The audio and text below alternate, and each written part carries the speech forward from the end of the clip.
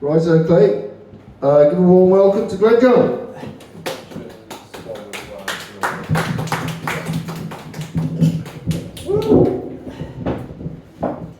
Good evening, ladies and gentlemen. So, I mean, it's a bit of a quiet night in here tonight, but I tell you what, I'm going to do quite the opposite of what a medium does. A medium raises the dead, I want to raise a few laughs. So, here we go.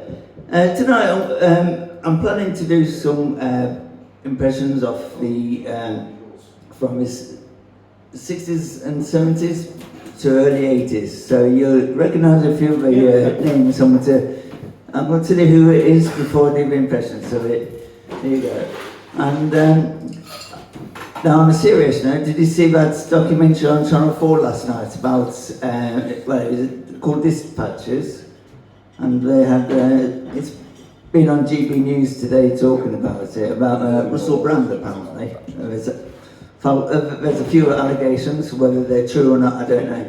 I've been asked my opinion about it, and I said, well, publicly I can't say, but on a private level, if there's any truth to it, it'll come out, and then we'll talk about it then. So that's all I'll say about it. So on with the jokes now for you. Did you hear about the compulsive liar who ended up working at McDonald's? He went from telling big packs of lies to selling Big Mac and fries. Nice, yeah. And of course, there's all sorts of jokes going to come along in a bit. But first, I want to do a few impressions for you. So you got, do you remember the James Bond film Goldfinger? Yeah. Well, Goldfinger. There's this scene where Sean Connery's got this laser. He's tied up on this table thing, and this laser's slowly going towards his groin area. Yeah? And he says, "You expect me to talk, Goldfinger?" "No, Mr. Bond, I expect you to die." Well, can you imagine the Looney Tunes version of that particular scene? Now, you got Bugs Bunny playing James Bond, and Elmer Fudd playing the Goldfinger character, well, in this case, because it's Looney Tunes, Gold Carrot, right? And because it's Bugs Bunny as well, isn't it? So, that same scene would look like this. "You expect me to talk, Gold Carrot?" "No, Mr. Bunny Rabbit, I expect you to die." So there you go. That's how that one would work out. And of course, do you remember back in the 70s, I mean, this repeats, I mean, you can buy it on DVD and possibly on Blu-ray. You might even be able to download it these days. And some others do have them, which is Hapless Frank Spencer. So he was going, I'm a trouble, Betty. The cat has done a whoopsie. And it jumped onto me when I was drinking my beer, and now I've wet myself. But thankfully it's only the beer. So there you go. And then you got going into the films. You've got The Godfather, where you had Marlon Brando saying this immortal line. But I tell you what, can you imagine it today? I mean, you got Keir Starmer so messing about with the EU, wanting to make a deal with the EU with the migrant situation, and I can imagine the EU now going into a Godfather mode and going, "We're going to make you an offer you can't refuse." You know, I can imagine it. So, there you go. And what else have we got? Oh yeah, there was, back in the 70s, you had Zippy and George on a program called Rainbow. I mean, that was before this Pride thing came about. out and became popular, which I believe started in the late 80s, early 90s with Pride. But now there was a program called Rainbow, and it had two characters that was voiced by the late Rod Skelton, and he also did the voice of the Daleks during the Doctor Who era with John Pertwee as the Doctor. So there you go, there's a little bit of fact here for you. And I'll do an impression of John Pertwee as Weasel Gummidge in a minute, because I'm slowly going up to the 80s. So here you got Zippy and George. So Zippy's the coarse sounding one, and then the slightly camp sounding one is George, of course. He was a pink hippo. So I think that sort of gave a clue to George's sexuality in the thing. But as a kid, you don't pick up on it, because I mean, it was aimed at 5 and under at one time. But when I watched it till I was about 7, something like that. I remember it. So it was quite good. Two characters. So here's the big George there. Well, what we're going to do now, George? I mean, we're here at the market vaults in Stafford. What we're going to do now? Well, we could always mingle with the people and say, oh, what a lovely place this is. Oh, well, that's a good idea, George. Well, it is a lovely place, isn't it? I mean, it's a pity Jeffrey's not here anymore. Yes, I know. Unfortunately, Jeffrey died. I know. So if Rod Jane, I know Rod and maybe Freddie died, but I don't know about Jane. But I remember having the hearts for Jane. Out of Rod, Jane, and Freddie. I mean, the two. Probably for you, then, George, are they? Oh, I don't know. I'm not into necrophilia. Anyway, there you go. So that's a bit of Rainbow from the 70s being brought up into the present day. So there was also Weasel Gummidge there. Weasel Gummidge. Do you remember Weasel Gummidge, the original actor, John Pertwee, who played him? Yeah. And a couple of years ago, BBC made a couple of series of Weasel Gummidge, didn't they? And I tell you what, I think I prefer the look of Weasel Gummidge when John Pertwee was in there. And I actually met the guy who played the Crowman in that. Jeffrey Bailden. He was the original Crowman. So here we go. Weasel Gummidge. Mr. Clever, I've been around to Aunt Sally's and for a nice cup of tea and a slice of cake. Yes, a cup of tea and a slice of cake, that's what I like. I mean, Weasel's quite silly about today, but I mean, I'm going to go and change my head in a minute and put my teacher head on. I've got a class to teach. With all the other scarecrows. I mean, you know, Mr. Crowman, it was ever so nice of you to give me that award for being the best scarecrow of the year, saying that I'm the best in my field.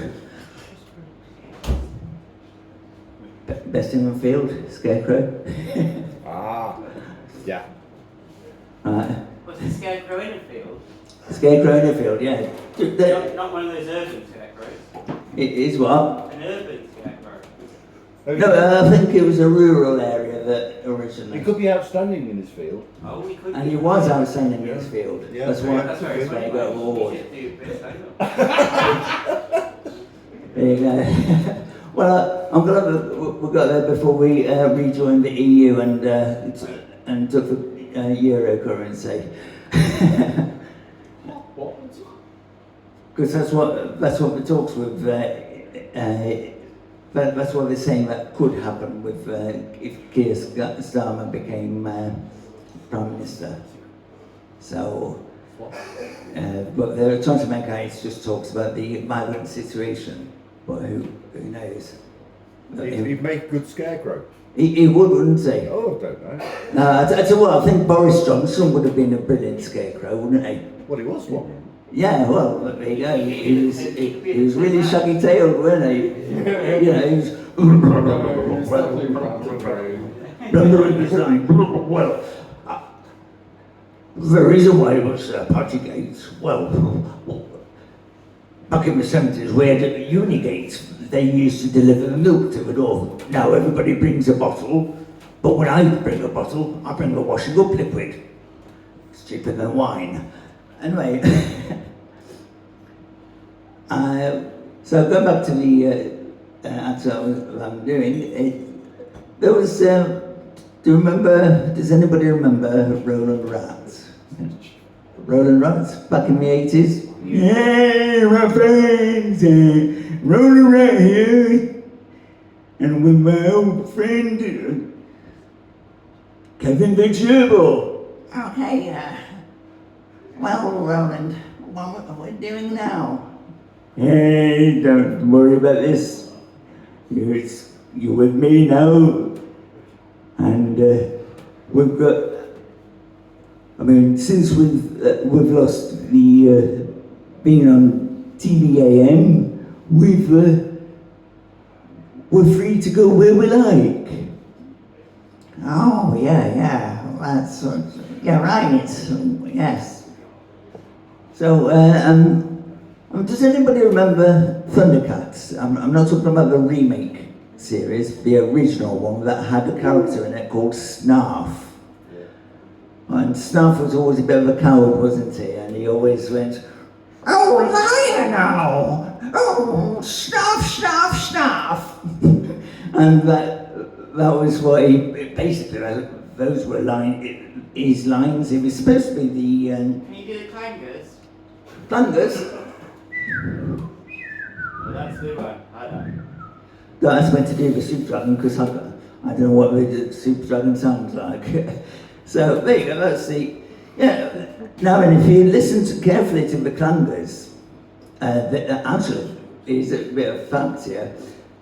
The makers weren't too happy with the BBC treating the clangers series badly, and it was something to do with the amount of pay for the rights to the series.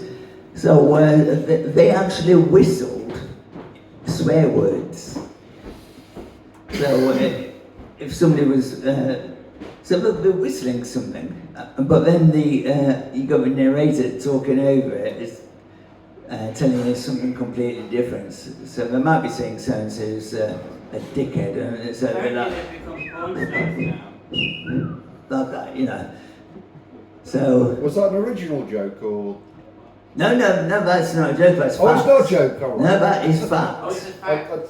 Fact. Right. Yes. Oh, facts are good. Yes. So I mean, I do come out with some occasional facts, like right. Do you know how Pepsi got its name? Who's what? Pepsi. Pepsi? Yeah, Is that the cola. Is that the alternative to Coke? Yeah. Yeah, no. I thought heroin was the alternative to Coke, but there you I'll go. have a Pepsi and a grab. Maybe I got the wrong kind. Yeah, I mean, I tried snorting Coke once, but the bubbles got on my nose. Right, yeah, so Pepsi, well, back in the days of the Wild West, there used to be this wagon coming along with all sorts of lotions and potions. And this quackers, they're called, came along and this cola flavoured fizzy potion, or whatever it was, you know, I suppose a potion back in then. And what it was for curing indigestion. And now this is how Pepsi got its name, because it was actually for a certain type of indigestion called dyspepsia. And if you spell dyspepsia, you will see the name Pepsi in the actual name. And that is literally how Pepsi got its name. Oh, that's funny you should say that. Yeah. So, Do you know why custard creams have got ferns on them? Fern. Yeah, they've got ferns. Because there was like a fern craze at the beginning of the century, and like all the women used to collect all the ferns and that, and there used to be like a shortage of ferns, and there was like a big fern craze, and they had like fern music, and that's what was created what fern. I don't know whether you caught that on camera, but Right. it was something about how the phrase burning music came about. But there you go. That was interesting as well. So, and what else? Look, there's, of course, you got Jack Nicholson, haven't you? I mean, he became the Joker in the Tim Burton film Batman. No, they made me release it. So, and it was, and he was like this, wasn't he? Was he Batman? You want me to do Batman? Who was he Batman? I shall. Joker. Yeah. Yeah. So I'll Can you do an impression of a Joker? oh yeah, I could do the Mark Hamill version as well for you, but here we go. I'm going to do Michael Keaton as Batman, which is I'm Batman. So the late Kevin Connery was more, well, Joker, well, he was more rough, wasn't he? And he was, well, Joker, I'm taking you back to Arkham Asylum. So that's more like the Kevin Conroy version. So here is Jack Nicholson, but he was also in The Shining Wednesday. So I'll tell you what, I'll do The Shining. Because do you remember the little boy in it who had this, who had the gift called The Shining? Yeah. Well, I can do the impression of that little boy, and this might freak some people out if the original one freaks people Oh, we're out. already freaked out. Oh yeah, well, prepare to be freaked out. Because we know that red rum backwards spells murder, don't we? So anyway, this is him being possessed. Backwards, all right, man. Red rum, red rum, red rum, red rum, red rum, red rum, red rum. So there you go, that's, I bet you don't get many people doing an impression of little Danny Torrance, so, I mean, of course, there's that bit where he puts the axe through the door and he goes, "Here's Johnny!" "Wendy, I'm not going to kill you." I got that wrong. He was, "I'm not going to hurt you.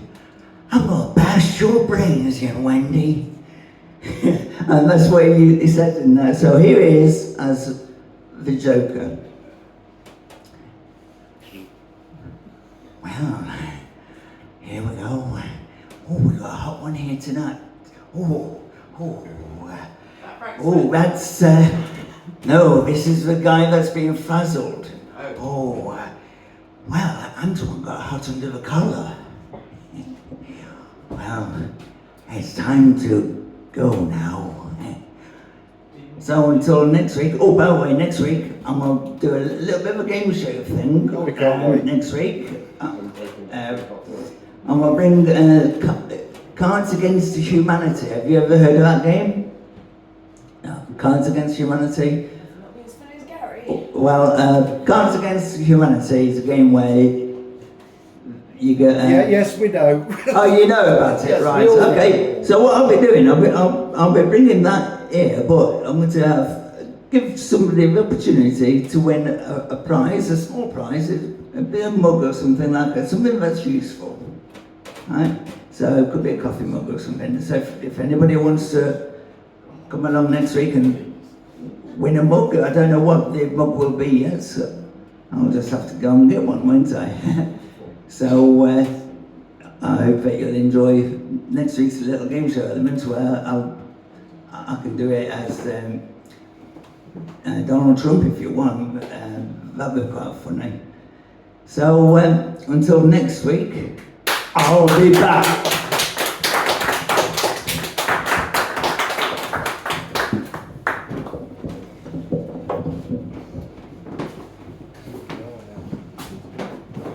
Right, Zoe, I'm not quite sure if you're able to sing